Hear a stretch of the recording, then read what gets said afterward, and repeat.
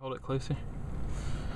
Alright, now you guys are probably wondering how to get this throwout bearing on the fork here. Well, what you gotta do is there's a spring and it's actually pivoting on this ball here. And sorry I can't get a better shot of that, but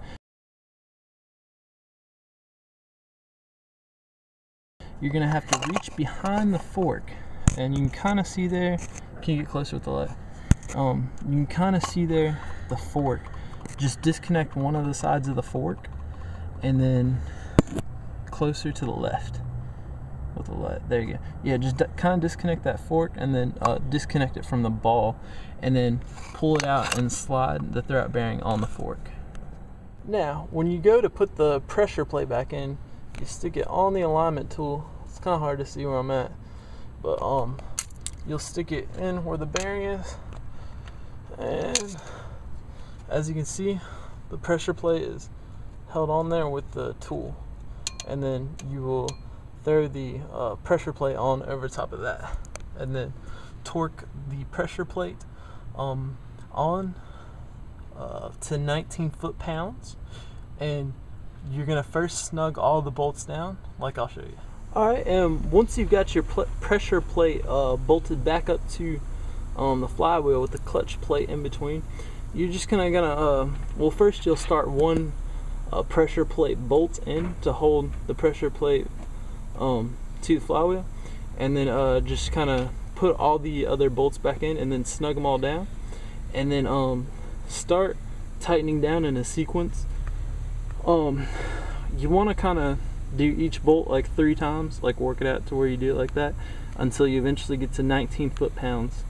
You don't want to just crank 19 foot-pounds down on just one bolt and then go to the other.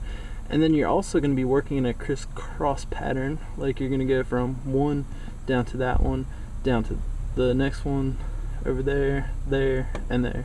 Like so, there's 6 bolts, I believe. So once you do that, tighten them down 3 times to 19 foot-pounds.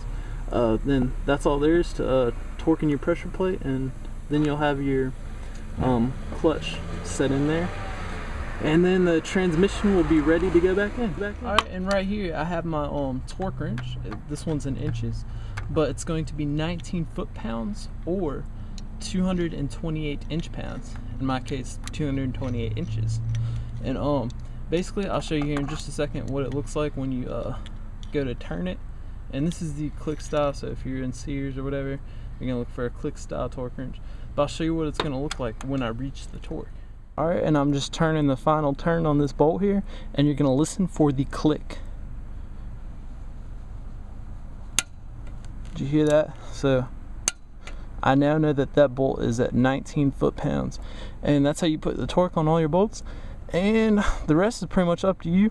What you're gonna do when you put the transmission back up is you're gonna set the transmission on the jack and have somebody lift it up while you try and shake and wiggle the input shaft back into the clutch pressure plate, and you'll take this out, and the input shaft is what you're trying to get in there.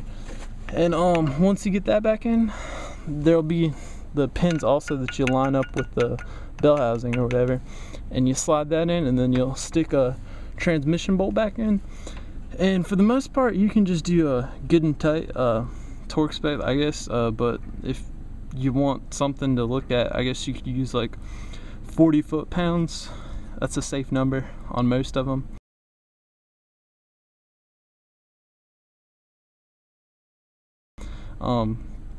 Just do that, and that's pretty much all there is to it, guys. Well, thanks for watching, and I'm sure I'll have something to add to this video, so I guess we'll find out.